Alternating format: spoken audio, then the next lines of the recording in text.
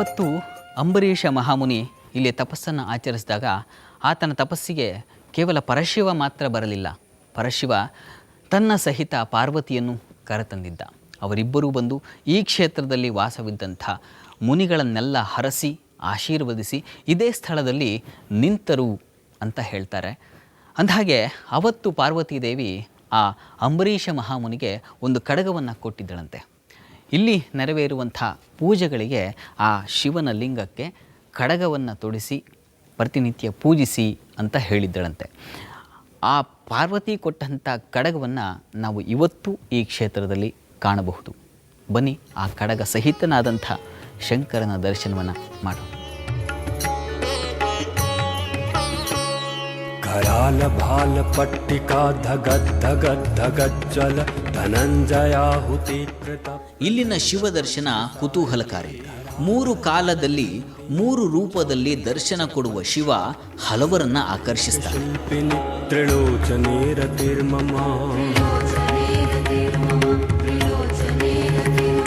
ನವೀನ ಮೇಘ ಮಂಡಲಿ ನಿರುದ್ಧ ದುರ್ಧರ ಸ್ಫುರ ಕುಹು ನಿಶೀಥಿ ನೀತಮ. ಮೊದಲು ಇಲ್ಲಿ ಭಾಳ ಕಾಡಿತ್ತಂತೆ, ಅದಕ್ಕಾಗಿ ಇದಕ್ಕೆ ಕಾಂತಾರದಲ್ಲಿ ಇರುವಂಥ ಕಾಂತೇಶ್ವರ. ಹಾಗೆ ಅನೇಕ ಥರದ ಹೆಸರು ಕಾಂತೇಶ್ವರನಿಗೆ ಬಂದಿದೆ. ಕಾಂತೆಯೊಟ್ಟಿಗೆ ಇರುವ ಈಶ್ವರ, ಪಾರ್ವತಿ ಮತ್ತು ಈಶ್ವರ ಒಟ್ಟಿಗೆ ಇರುವ ಕಾರಣ ಕಾಂತೇಶ್ವರ ಅಂತ ಬಂದಿದೆ.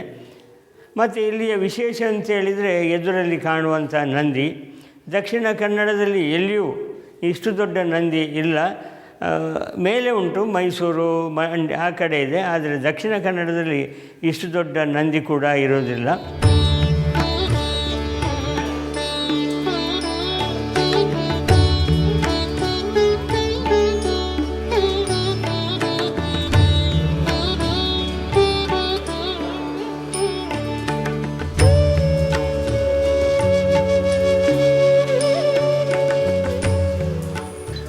ಇಲ್ಲಿರುವಂಥ ಶಿವಲಿಂಗ ಇದೆಯಲ್ಲ, ಇದು ಬಹಳ ವಿಶೇಷ ಅನ್ನಿಸುವಂಥ, ಬಹಳ ಅಪರೂಪ ಅನ್ನಿಸುವಂಥ ಶಿವಲಿಂಗ. ಬಹುಶಃ ನಮ್ಮ ಪ್ರಾಂತ್ಯದಲ್ಲೇ ಅಪರೂಪದ ಶಿವಲಿಂಗ ಇದು. ಯಾಕೆ ಅಂದರೆ ಈ ಶಿವಲಿಂಗದಲ್ಲಿ ನಾವು 3 ರೂಪಗಳನ್ನು ಕಾಣಬಹುದು. ಪ್ರಾತಃ ಕಾಲದಲ್ಲಿ ಒಂದು ರೂಪ, ಮಧ್ಯಾಹ್ನದಲ್ಲಿ ಒಂದು ರೂಪ, ಸಾಯಂಕಾಲದಲ್ಲಿ ಒಂದು ರೂಪ. ಪ್ರಾತಃ ಕಾಲದಲ್ಲಿ ಈ ಶಿವಲಿಂಗ ಬೆಳ್ಳಿಯ ಬಣ್ಣದಲ್ಲಿ ಕಂಗೊಳಿಸುತ್ತೆ. ಇನ್ನು ಮಧ್ಯಾಹ್ನದ ಪೂಜೆಯ ಹೊತ್ತಿಗೆ ಇದು ತಾಮ್ರವರ್ಣವನ್ನು ಪಡ್ಕೊಳ್ಳುತ್ತೆ. ರಾತ್ರಿ ಪೂಜೆಯ ಹೊತ್ತಿಗೆ ಇದು ಸ್ವಚ್ಛ ಸ್ವರ್ಣ ವರ್ಣವನ್ನು ಪಡ್ಕೊಳ್ಳುತ್ತೆ, ಅಂದರೆ ಬಂಗಾರದ ವರ್ಣವನ್ನು ಪಡ್ಕೊಳ್ಳುತ್ತೆ ಈ ಶಿವಲಿಂಗ. ಈ ಶಿವಲಿಂಗಕ್ಕೆ ಯಾವುದೇ ಲೇಪನವಿಲ್ಲ, ಯಾವುದೇ ಕವಚಗಳನ್ನು ಹೊದಿಸಿಲ್ಲ. ಇದು ಸ್ವಚ್ಛ ಶಿಲೆ. ಶಿಲೆಯಲ್ಲೇ ಈ 3 ವರ್ಣಗಳು ಮೂಡ್ತಕ್ಕಂಥದ್ದು ಬಹಳ ವಿಶೇಷ. ಬೇಕಾದರೆ ನೀವು ಕೂಡ ಈ ಕ್ಷೇತ್ರಕ್ಕೆ ಬಂದು ಅದರ ದರ್ಶನ ಮಾಡಬಹುದು.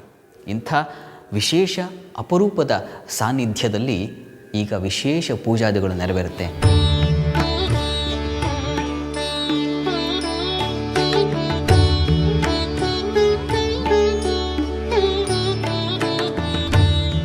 ಹಿತ್ತಾಳೆಯ ಹಾಗೆ, ಬೆಳ್ಳಿ ಹಾಗೆ, ಬಂಗಾರದ ಹಾಗೆ ಕೆಲವು ಬೆಳಿಗ್ಗೆ ಮಧ್ಯಾಹ್ನ ಕಾಣುವಾಗ ಕವಚ, ಇದು ಕವಚ ಅಲ್ಲ. ಅದು ಕೆಳಗಿಂದಲೇ ಬಂದಂಥ ಒಂದು ಅಷ್ಟಬಂಧದಲ್ಲಿ ತೋರಿದಂಥ ವಜ್ರಶಿಲೆ ಅಂತ ಹೇಳ್ತಾ ಇದ್ದಾರೆ ಇದಕ್ಕೆ. ಜಟಾಟವಿ ಕಲಜ್ಜಲ ಪ್ರವಾಹ ಪಾವಿತ ಸ್ಥಲೆ ಕಲೇವಲಂಬ್ಯ ಲಂಬಿತಾಂಬುಜಂಗ ತುಂಗ ಮಾಲಿಕಾ ಡಮಡ್ಡ ಮಡ್ಡ ಮಡ್ಡ ಮನ್ನಿನಾಥ ವಡ್ಡ ಮರ್ವಯಂ ಚಕಾರ ಚಂಡ ತಾಂಡವಂ ತನೋತು ನಃ ಶಿವ ಶಿವಂ. ಜಟಾಕಟಾಹ ಸಂಭ್ರಮ ಭ್ರಮನ್ನಿಲಿಂಪ ನಿರ್ಧರಿ ವಿಲೋಲವೀಚ ವಲ್ಲರಿ ವಿರಾಜಮಾನ ಮೂರ್ಧನಿ ಧಗದ್ ಧಗದ್ ಧಗಜ್ಜಲಲ್ಲಲಾಟ ಪಟ್ಟ ಪಾವಕೆ ಕಿಶೋರ ಚಂದ್ರಶೇಖರೇ ರತಿ ಪ್ರತೀಕ್ಷಣಂ ಮಮ.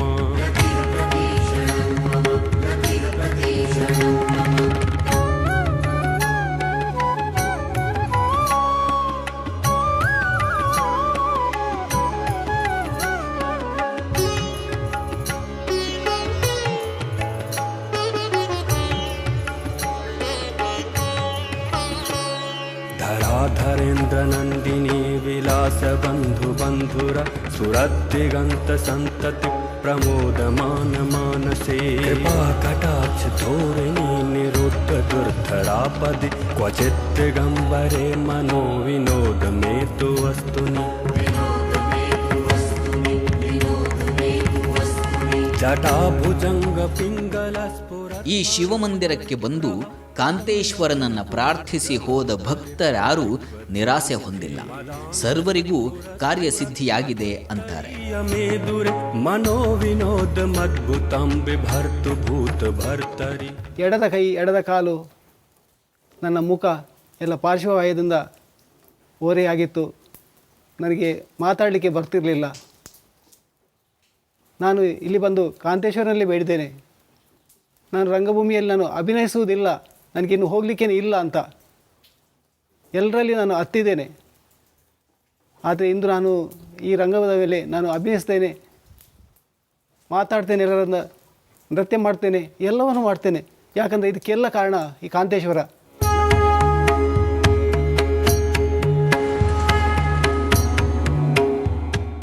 ವಾಸ್ತವವಾಗಿ ಈ ಕ್ಷೇತ್ರಕ್ಕೆ ಕಾಂತಾವರ ಅನ್ನುವಂತಹ ಹೆಸರು ಬರಲಿಕ್ಕೆ ಇಲ್ಲಿ ನೆಲೆ ನಿಂತಿರುವಂತಹ ಪಾರ್ವತಿಯೂ ಕೂಡ ಕಾರಣ ಅಂತಾರೆ. ಪಾರ್ವತಿ ಸಹಿತನಾಗಿ ಇಲ್ಲಿ ಶಿವ ಇರೋದ್ರಿಂದ ಆತನನ್ನ ಕಾಂತೇಶ್ವರ ಅಂತಾರೆ. ಇಲ್ಲಿರುವ ಅಂಬಿಕಾ ಮೂರ್ತಿಯಲ್ಲೂ ಕೂಡ ಈಶ್ವರನನ್ನ ಕಾಣಬಹುದು. ಇದರ ಬಗ್ಗೆ ಇನ್ನಷ್ಟು ನೋಡೋಣ ಒಂದು ಪುಟ್ಟ ವಿರಾಮದ ನಂತರ.